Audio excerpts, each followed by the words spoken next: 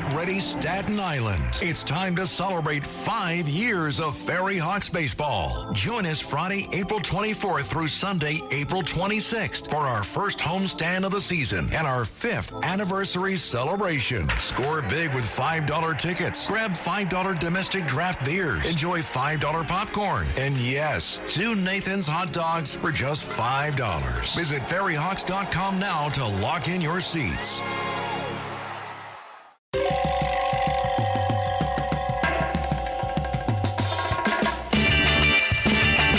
This is Cop Talk, talking crime, cases, and backing the blue.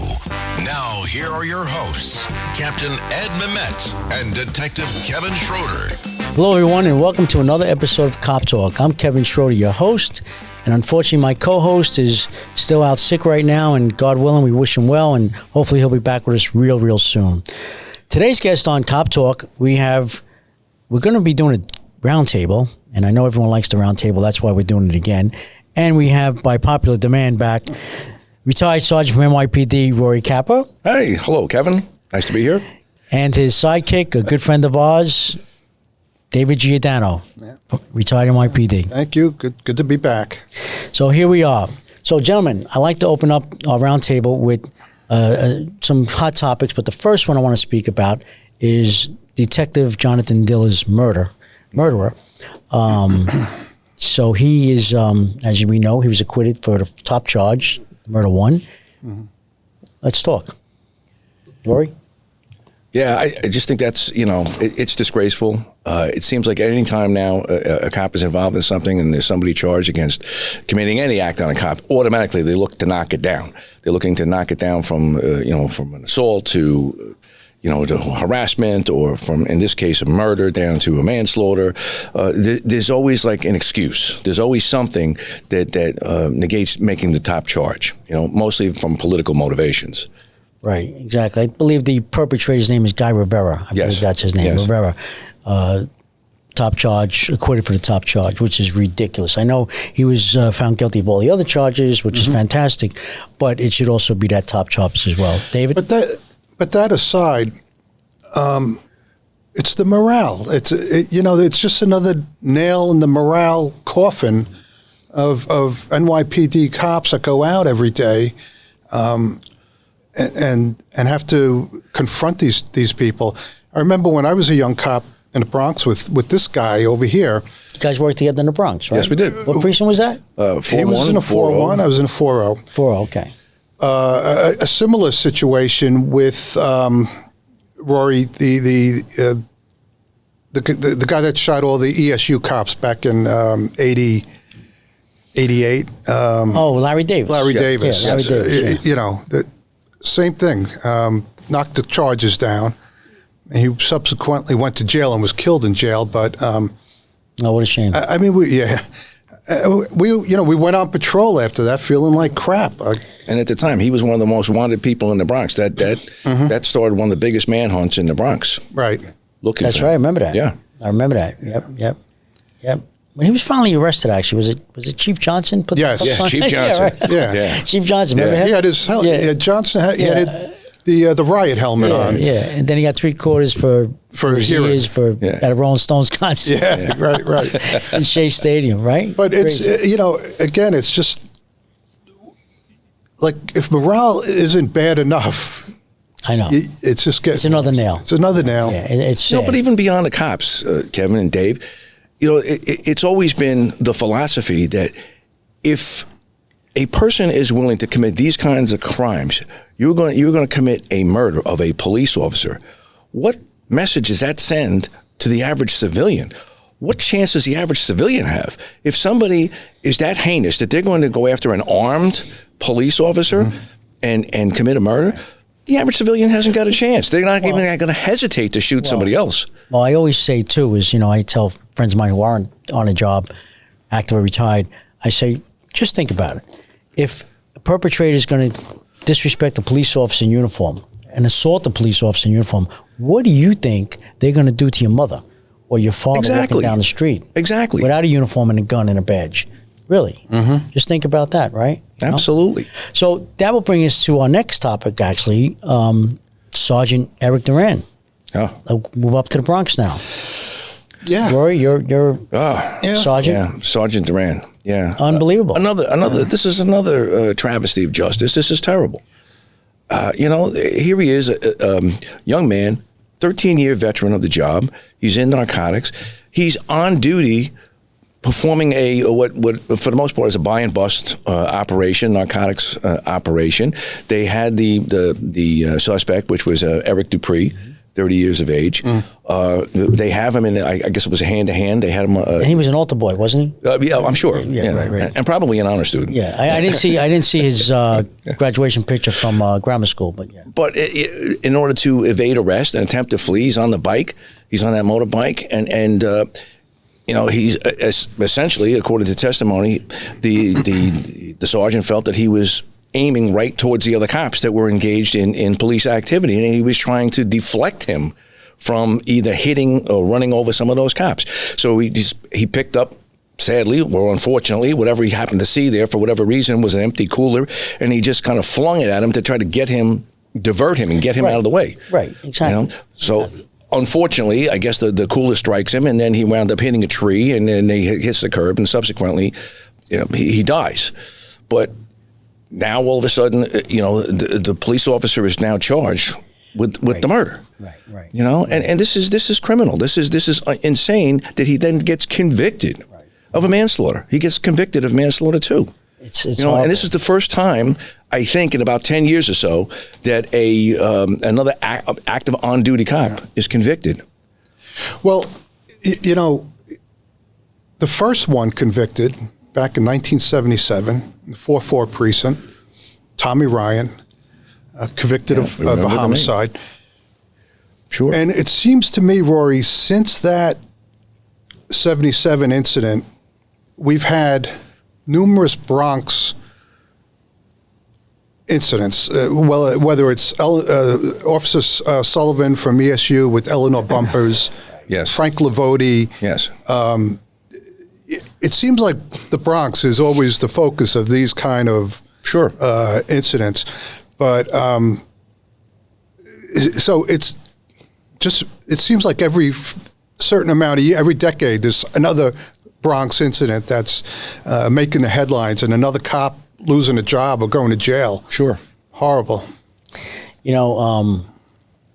It's just crazy. I mean, people like Bruce Springsteen, who writes songs of all these perpetrators. Yeah, the 41 shots and all that. Yeah. How about doing a song for all the widows and children and doing a tour to support and donate to the widows and children? How about that? Well, sure, of course. Hold your breath with that. Exactly. Well, I'm not going to hold my breath with that. But it's a shame how these folks think in the. If it's not the Bronx jury that's convicting you, it's the Bronx judge that's convicting you, and every DA is looking to put something into the grand jury. Sure, right. But it's a continuation of the war on cops. This is what it is. We the good guys are the bad guys are the good guys, or somehow they're victims. They have a bad life. They've had something, so that excuses any crime, any heinous act that they may do against someone. Well, the guy that was on the motorbike, right? Basically interfering in the arrest that they were making narcotics, right? They had everybody up against the wall. I would have locked, he should have been, after he was hit with the cool, he should have been cuffed for obstructing government administration. Obstructing government administration, right? Interfering in the arrest. Put the cuffs on him. He's a collar, Not to be a Monday morning quarterback. I don't think enough has been said about the judge, this Guy Ritchie. Guy Mitchell. Guy Mitchell. Guy Ritchie is Madonna's. Guy Mitchell. I mean, he's an activist judge. Right. Yeah. He comes from an activist family. His father was an activist up in Westchester County. The apple doesn't fall far from the tree. So, are we surprised? No. Will an appeal help in this case? We can only hope. We can only hope that the sentence will be diminished because.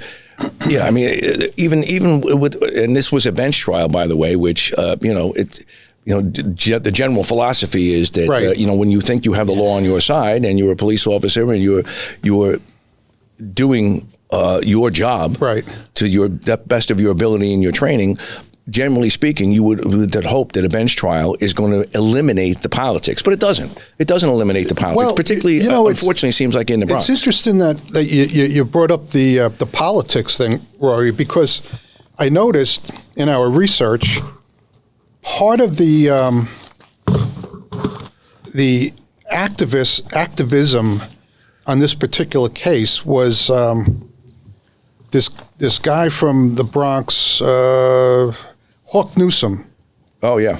Hawk Newsom was involved in so I'm sure without a doubt, Guy Mitchell, the activist judge, took that into consideration as well. Well, you have to start to wonder, when you look at somebody like Judge Mitchell, he was initially appointed in 2015 by, wait for it, de Blasio. Mayor Bill de Blasio. And then he was actually reappointed, I think, in 2022 by Eric Adams. And he's currently serving under that reappointment. And I think that runs until about 2030 or 2031. Wow. So he's going to be around for a while. So he's got a lot of cops to fry along the way.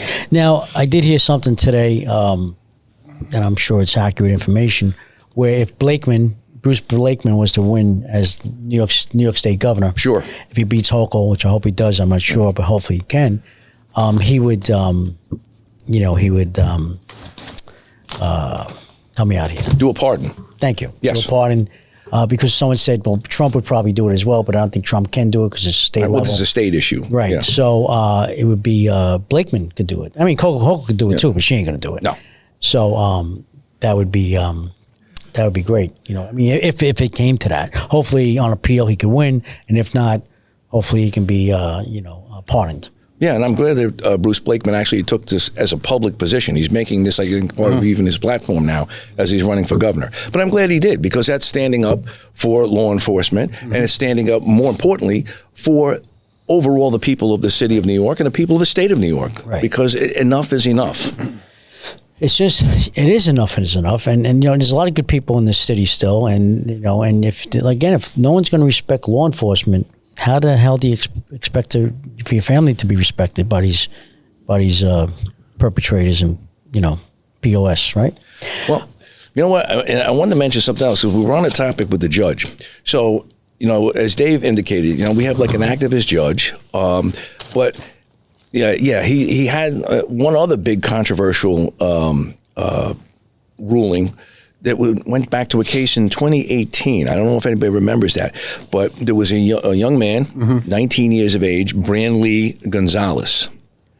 He wound up beating a 59-year-old man to death, who was, I believe he was a homeless guy. Right. But he beat this guy to death because allegedly this man who was in the street said something or may have made a remark that was interpreted to be something that was negative or dissed his girlfriend, Gonzalez's girlfriend. And he subsequently beats this man to death. He pled out. He pled, all right, to first-degree manslaughter. First degree. The judge was trying to find ways not to give him any time. And I guess at the time, it created some controversy in the papers, and then he kind of reevaluated. So he accepted the plea and gave him like a 1.5 year sentence on a first-degree manslaughter. So he did about 9 months. And I keep emphasizing first degree because why?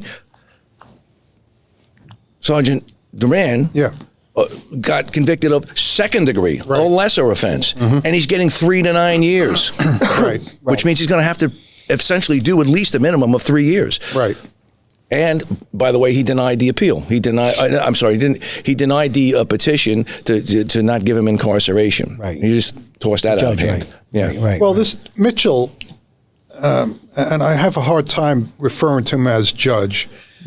Activist Mitchell said this is a deterrent.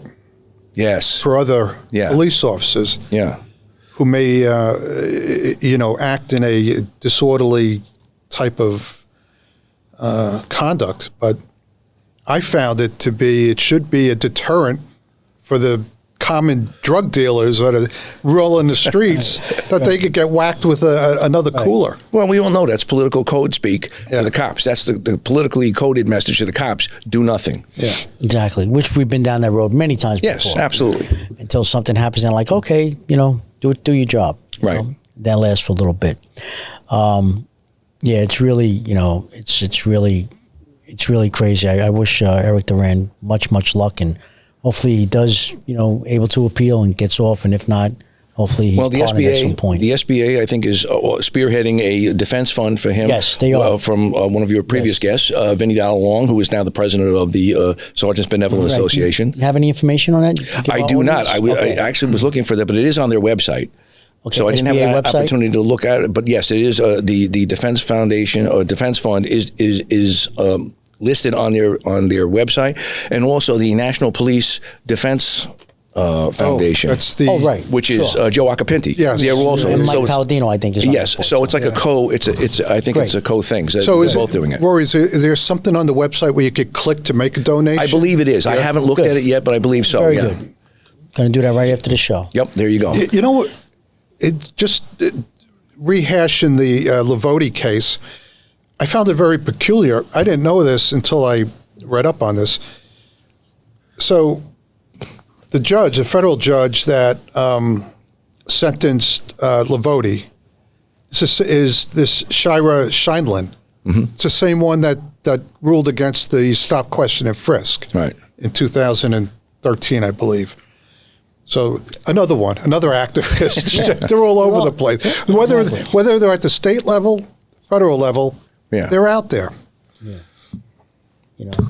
So, okay, let's touch on the machete guy in Grand Central Station the other day, where he 3 different platforms at Grand Central Station, New York City subway station. Don't get confused with the actual Grand Central Station, which would be MTA police and Long Island Railroad police, etc. It was NYPD patrolling, and he actually basically attempted to kill 3 people, but he injured them.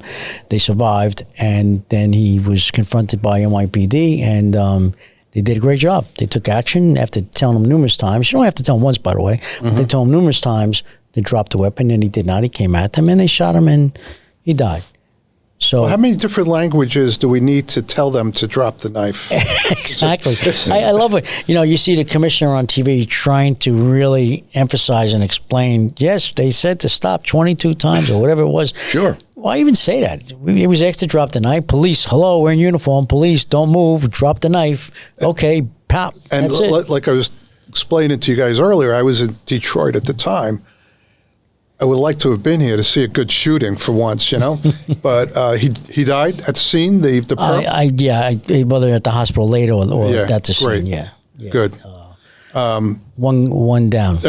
And the cops were on overtime in the station. I'm not sure. I believe they were. I believe they were all on overtime. Well, they had already done the full shift, and they were there on like one of the initiative overtimes. Yes. Yeah. Well, all the uniform patrols getting hit with the transit overtime.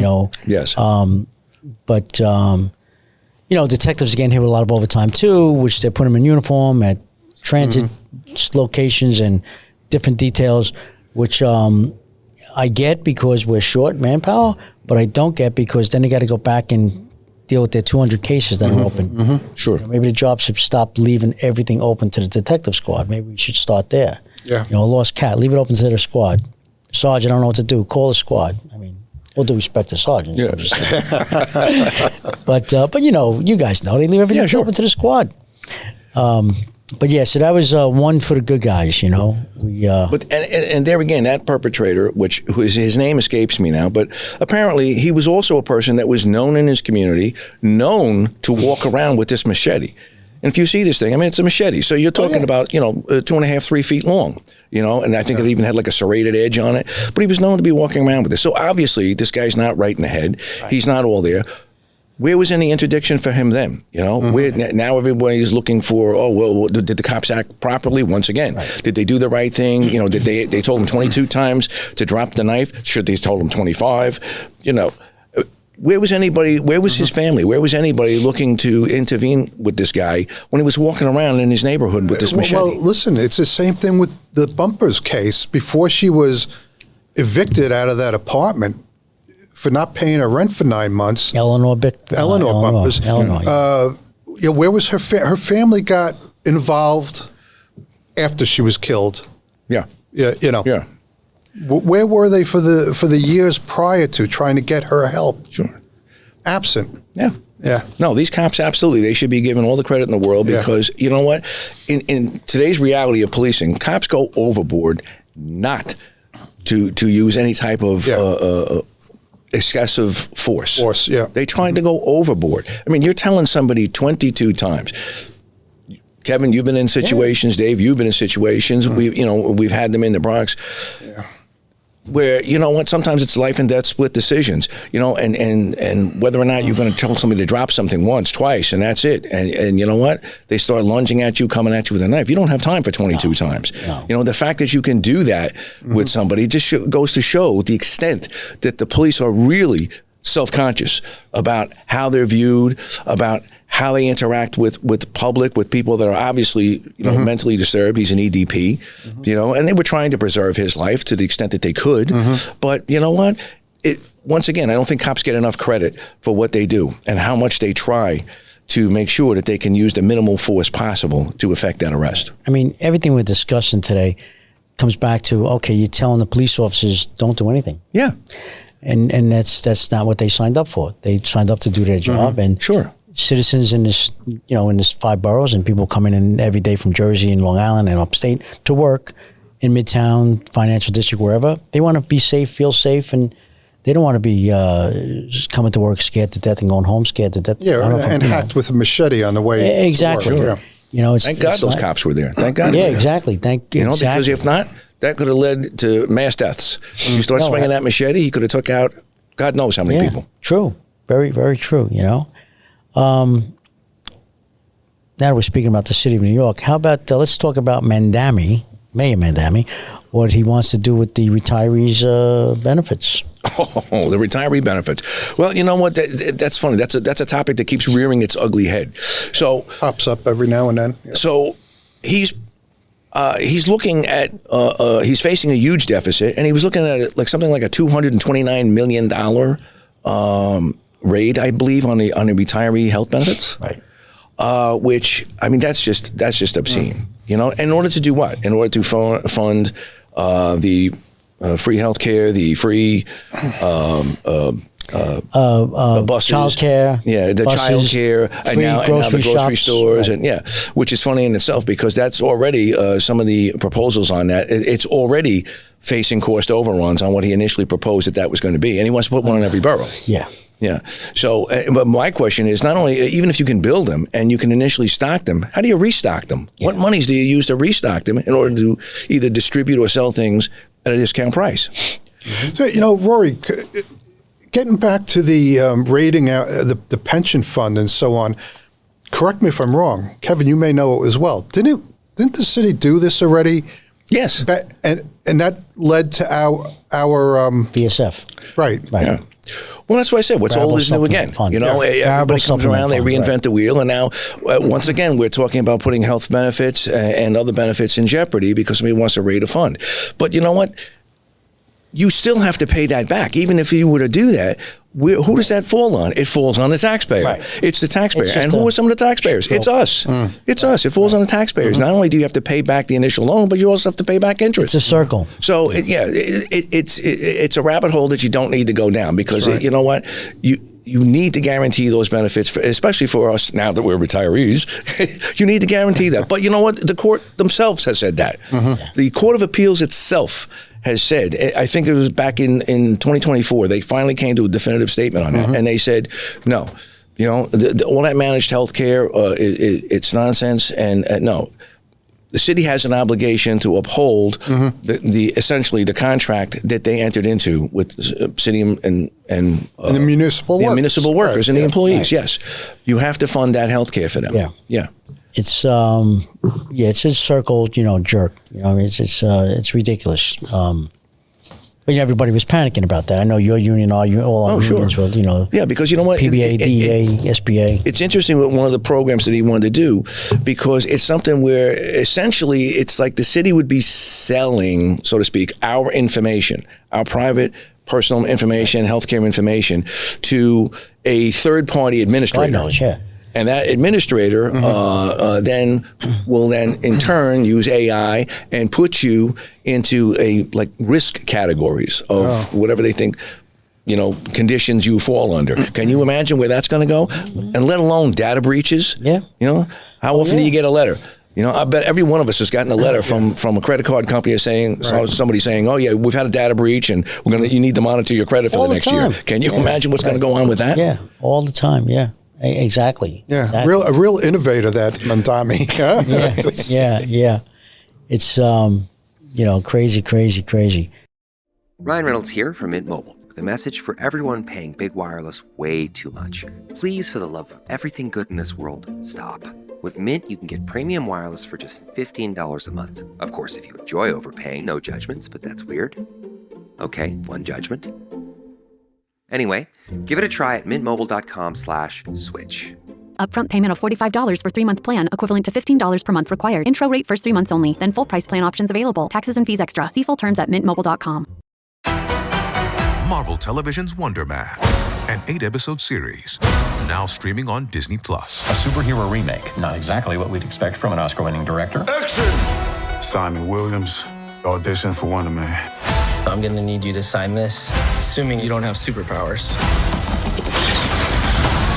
I'll never work again if anyone found out. My lips are sealed. Marvel Television's Wonder Man. All 8 episodes now streaming, only on Disney+.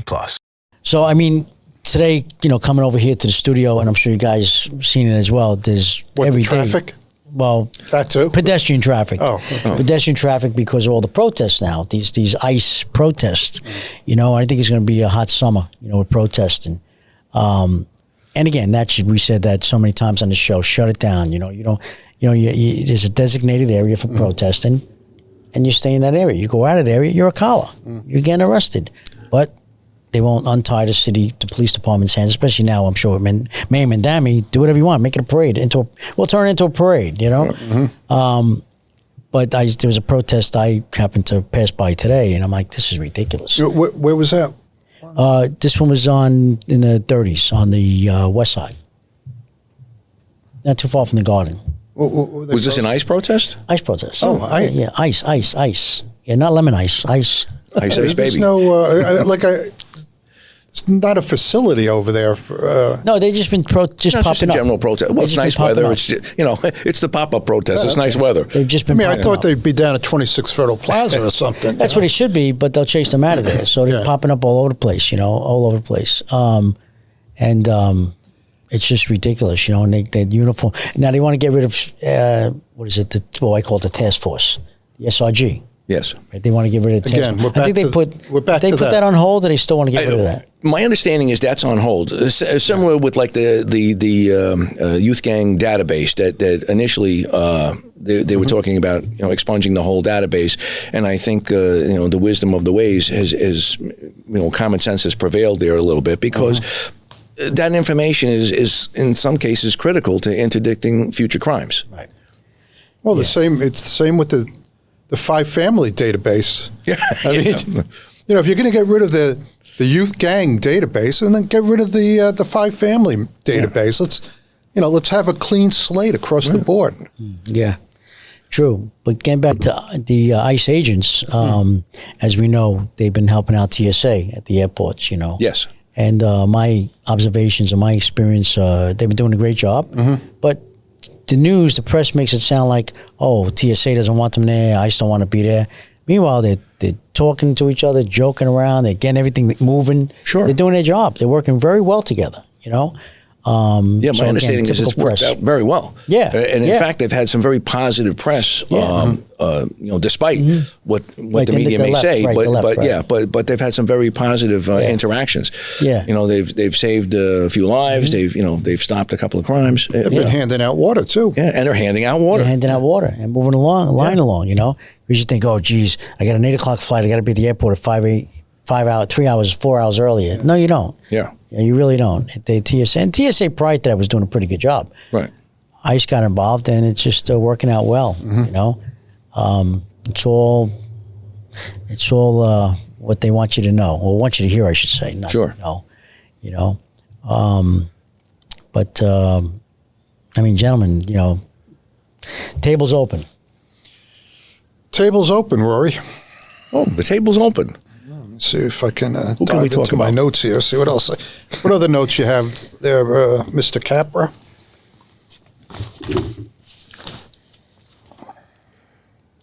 Well, we had made mention, but there's really not a lot to talk about with that. But we were talking at one point, we were discussing, off air about Jonathan Diaz, which is another case that occurred in the Bronx that went back to the 2017 fatal shooting of the mother of four that was out just trying to get some dinner for her children, bringing it home to her four sons that were home. Cucci Fritos. Yeah, yeah. And unfortunately, Jonathan Diaz got involved in shooting and multiple shots, and he shot this poor woman who was Cindy Diaz, I believe was her name, no relation, but shot her in the chest, and she subsequently died in the hospital. Another tragic. And that's did you say that not gone to trial yet, or no? It's not gone to trial. That incident occurred. That was about January of 2017. January of 2017. Multiple shots. It was Boston Road and East Tremont. You remember that section? Yeah. So very well. Yeah, he was arrested, charged, and I think his last appearance was in November, I believe, of last year, of 25. So that's still, very much up in the air where that's going to go, trial-wise. Geez, I hope this Judge Guy Mitchell doesn't grab hold of that. That case. Activist. You think Commissioner Tisch is going to stick around? Interesting question. I don't know. There's a lot of rumor, that they're getting along well behind the scenes. There's other rumors that, it's sometimes touch and go. It could be day to day. So it's hard to say. I think for right now, honestly, she's doing a very good job in keeping I agree. the ship righted. She's trying to balance what is essentially the impossible. She's trying to balance public opinion, mayor's agenda, the police department, and put the best face forward for the police department in keeping morale up and motivated and having people do their job. Right. Yeah, that's an oil and water situation with her and the mayor. I mean, they're from two opposite sides of the tracks, those two. And you're right. And what a balancing act she's got to do. Yeah, really. Every day. Every day is right. Yeah. Every day she has to do it, And Mendami. I noticed Mendami, when he came out to speak about the guy with the machete, he didn't say the police did a good job. I mean, maybe he did it on a different press conference, the one I was watching or hearing and listening to. He didn't say a word about them. Just that, basically saying what happened. 3 people, they're being treated at the local hospital, and but nothing about the 3 officers doing a fantastic job. Nothing. Zero. Well, right. But getting back to the summer of protests that we were anticipating, that's when Jessica Tisch is going to be put to the test. That's the real test. Yeah. Let's see what happens with that. Well, that will be, because you're going to potentially be in for the long hot summer, and then we're going to see, as you mentioned with the SRG, we're going to see, are they going to be used? Will they be deployed? Will they be told to sit back? Oh, let's talk about the mounted unit. Are they going to be utilized? Oh. Are they going to be utilized, or are they going to sit, down the block, 10 blocks away, actually? 10 blocks away. And they want the police officers to comb their Did they scale tail. back? Did they scale back the number of horses we have? That I don't know. Rory, you have any idea? I don't know that, but I do know that the mounted unit, there's always talk about that because it's an expensive unit to maintain. That is an expensive unit to maintain with the horses, the feeding, the care.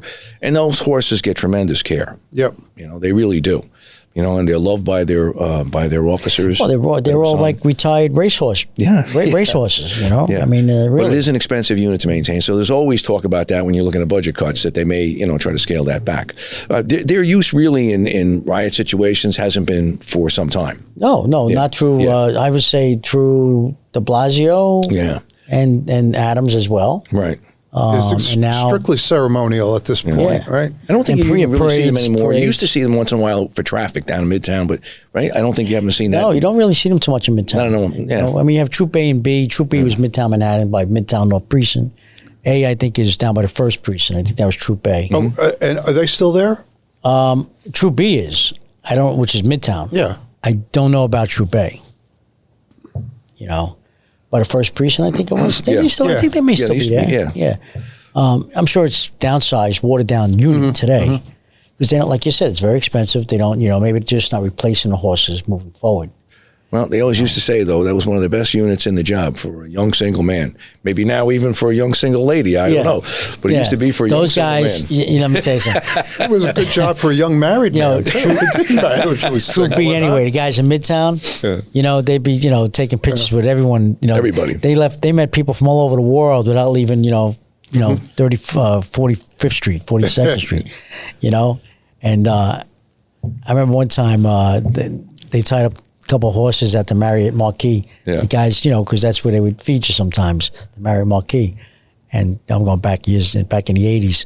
And they tied up their horses, and one of the horses got loose running down Broadway. Meanwhile, the guys upstairs, chowing.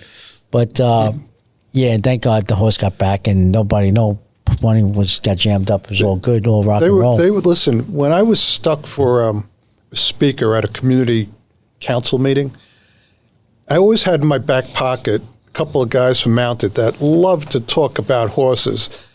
When I was stuck, I went right to the Mounted phone number. Come on up, Oh, yeah. Yeah, they bring the horse up. Yeah. It's a nice, I've brought some folks over to Troop B to, check out the horses, take pictures with them, see how it works, because it's, they got to, 2 hours prior to them even going out to the street, they're, feeding them, they're grooming them, they're, doing everything. And then, get them all saddled up and then go out. They probably spend half their tour, getting them up and running as well as, putting them to bed at night.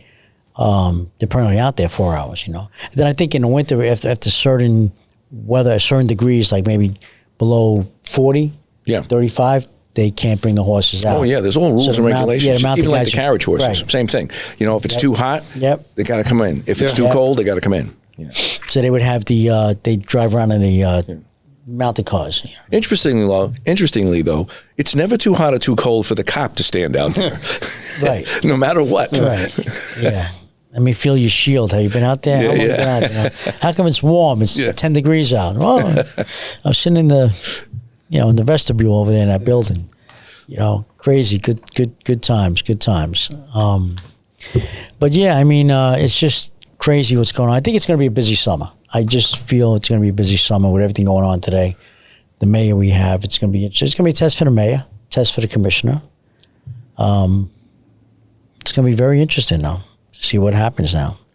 And if they get rid of SRG, which I don't think they can or will, but if they do, it's wide open. They may do something similar to Mount. They may just scale it back like they did with all these other details. They'll scale it back. Yeah. Well, the other issue that just by necessity about talking about scaling back that we really didn't touch on for a while, we're losing cops still. We're not. If you remember, they stopped a class of, I think it was about 5,000 that they want to hire. They said there's no money for that, so they stopped that. But we're still losing on average, I think, about 200 or 300 a month. Right. There's a class in now, correct? That's. Well, I don't just graduated. I think. Yeah, I think they just graduated. But that was one of the ones that was one of the last ones coming out of Mayor Adams, correct? That he put in just before he left. So the one that was scheduled next was stopped. Oh, it is? Yeah. Okay. Well, at least as far as I know for now, yeah. So there's nobody, but we're still losing a lot of cops. So again, as we come into those summer months, when you're going to need all these cops, that's why everybody's on overtime. And when you're going to need them for these extra details, you're going to have less and less because traditionally the two times that everybody retires is January and July. And that's right around the corner. What happens too is they have 500 recruits signed up. By the time they're sworn in, maybe you're down to 450, right? Then who gets called for Nassau, Suffolk, Fire Department, Rockland County, wherever, State Department, Feds, whatever. Now you're down to maybe 300. And you have like 600 leaving every month, so it's like you're still behind. And you're taking 2 steps forward, 1 step back. Yeah, right, exactly. Yep. 1 step forward and 3 steps back. But yeah, that's what's happening. It's a shame. It's just. I think they actually have another police exam I think they just announced for another police exam. You know? Oh, did they? I believe so. I think there was something. I don't know when it's for. If it's maybe October. I could be totally wrong on that. But I do recall seeing something recently about another police exam. Well, then you have these other, say, let's just take Florida, state of Florida. Yeah. Some of these police departments down there are offering, if you say you're NYPD, Yeah. you know, you come from a big department, they're offering a $5,000 sign-in bonus, no academy. They're pushing, you know, blowing off the academy. No academy. Sign up, right on patrol, maybe refresher course, 1, 2, 3, $5,000 sign up. And, you know, not sure what their pay is down there, but, and the cost of living's cheaper. Right. But it's the quality of life too. You know, it's at least a department that will back you up. People who are happy to see you. Yes. They don't want to spit on you. They want to give you a cup of coffee, you know? Right. And, but that's what's happened too, guys, going out of state, you know? Sure. It's just, I know of a detective who was a detective, had time on the job too, and he left time on, he had about 8 years on. It's time on today. And he went down to Palm Beach, Right. Florida, with 8 years on in a detail. Well, it is a big problem because the city has become more and more unaffordable. For the average police officer, they can't afford to live in Manhattan, and you can't afford to live and have a family even in some of the outer boroughs. You can't afford to live there. And even now you go up the line, you go to Westchester. Westchester is becoming increasingly unaffordable. Yeah. You know, it's ridiculous what the average rents are everywhere. Well, I Very think tough. we spoke about this on the show before. You know, why can't you live in Jersey, which is close? Some parts of Jersey are much closer than way upstate New York, which you're allowed to live. Right. Live here in Jersey, you know, maybe a little cheaper, okay? And because it's the state of Jersey, this is New York, I get it, but figure it out. Work it out because, first of all, you want manpower? There you go. Jersey, Pennsylvania, parts of Pennsylvania closer than way upstate New York. Sure. Where you're allowed to live. You know, just right now, it's what, 5 boroughs and Westchester, Orange, Rockland, you can live there and work, be on the job. Maybe North Bergen, which is pretty close to New York City, Ramsey, those types of areas, you know, Paramus, New Jersey. I'm sure there's kids, I know as a fact, we all know, there was kids who came on the job from there who lived there and used an address here and then eventually got an apartment here until they got situated and then they, you know, got an apartment or a house somewhere else. But basically, they came from Paramus, they came from Patterson. They came from Ramsey, New Jersey. Fort Lee. Fort Lee. There you go. Right? Oh, there you go. Well, listen, the former mayor, didn't he live in Fort Lee? Who? That's true. Were you the mayor's Eric Adams. neighbor? No. Eric Adams? Oh, no, he lived in one of the high rises on, I think, Lemoyne Avenue. I wasn't his neighbor, no. I didn't live anywhere near Lemoyne Avenue. Okay. But I wonder if he still hangs his hat over there. No, I think now he's moving to Albania. Oh, that's right. Well, there you go, Albania. Why? How did that come about? I have no idea. That's in it, but it is interesting because Albanians are very good cooks. Yeah. Oh no. Yeah. I have a lot of Albanian friends. Yeah. Matter of fact, Arthur Evans all Albanian. Yeah, that's right. But no, good people. But I thought he was a vegetarian, so I don't know. But well, he tells you everyone he's a vegetarian. But behind the scenes, he's stuffing a steak down his throat. Well, there was a time he was saying he wanted to move to Israel, right? Right. Yeah, that's true. He was going to move to Israel. Well, he's got friends in Turkey, right? Yeah, and friends in Turkey. But now he's international. No. Man of the world. Man of the world. He is a man of the world. But let me ask one last question here with this round table. Who would you say? Of course, Mandami's going to win. I know it's 3 years from now, but really 2 years they'll get going. But who would you say is interested in even being a mayor anymore? I mean, Curtis lost twice. Yeah. Adams, of course, couldn't do 2 terms. He's history. I mean, unless he makes a comeback. Cuomo, God knows. Mandami, of course, I'm assuming unless he gets Bruce Blakeman comes in and removes him, which is possible. If he screws up or Trump comes after him for some reason, President Trump. But I'm just throwing it out there. Like if the mayor's race was tomorrow, who do you guys think? It's going to be another activist of some sort. I'm surprised. Quinn, what was her? She was the city. Rory, you remember? She was the city speaker. City speaker. Yes. What was her first name? Quinn. So she ran for office years ago. I thought, wasn't that short-lived? She didn't really, I thought for sure she'd make. She was not becoming a star. She was not becoming a star. No, she was going to make a comeback at one point. No one more left wing than her. But you know what? It's tough. I mean, Democrats, there's no end to them. You'll always find somebody that wants to run, I think, on the Democratic ticket. It's a Democratic town. Right. It's pretty much going to be no more. It's going to be who's the lesser of two evils on the Democratic I think side. The only way a Republican would get in is in 3 years from now, or three years from now, if Mandami really, really shit the bed. You know what I mean? And destroyed the city. And you got to go the other route. You got to go with a Republican like they did with Giuliani and Bloomberg. Other than that, I don't see it happening. Anything short of that, no. Hey, listen, Andrew Giuliani, if you're out there, we haven't heard from him in a while. He ran for governor. He had a one-shot I think run for he's governor. back at the White House. He's busy. He's working on the soccer tournament that's coming up. Oh, is he? Via White House, though, right? He's like a rep. Yeah. So he's back with the White House pretty much, yeah. Andrew Giuliani, yeah. You never know. I think John Katz says it best. You need a common sense Democrat. Absolutely. Forget, there's not going to be a Republican that's going to win this mayoral. No. You need a common sense Democrat. Yeah, well, maybe John Kaczmartinez will run again. Who knows? No, we'll get the judge. Run again. We'll get the Judge Weinberg. Judge Weinberg. Richard Weinberg. For mayor. Yep. No one more common sense than him. Absolutely. And he's a Democrat. And he's a Democrat. Yeah, love him. Long time. Good friend. Know him a long time. So, gentlemen, any last words? David Patterson for mayor. Rory?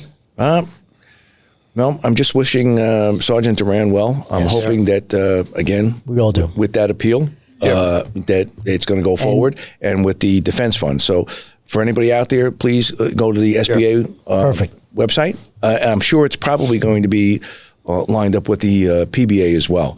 Or look for the National Police Defense Fund. Yes, I'm sure there'll be many. Everyone will be gathering together again behind that fund. So if you can, please. So he's remanded right now, correct? Yes. Oh yeah, they took him right into custody, and of course, then upon conviction, he was subsequently fired. So we'd all, because we're all friends with Ed Mamet, good friends with Ed Mamet. We all like to wish Captain Ed Mamet get well soon. We miss you. We can't wait to have you back. Okay. Yeah. Until next time. If you like what you hear, you can subscribe to Cop Talk. You could also follow us on social media. But until next time, God bless you. God bless America. God bless law enforcement throughout the country. And God bless our U.S. military. Thank you.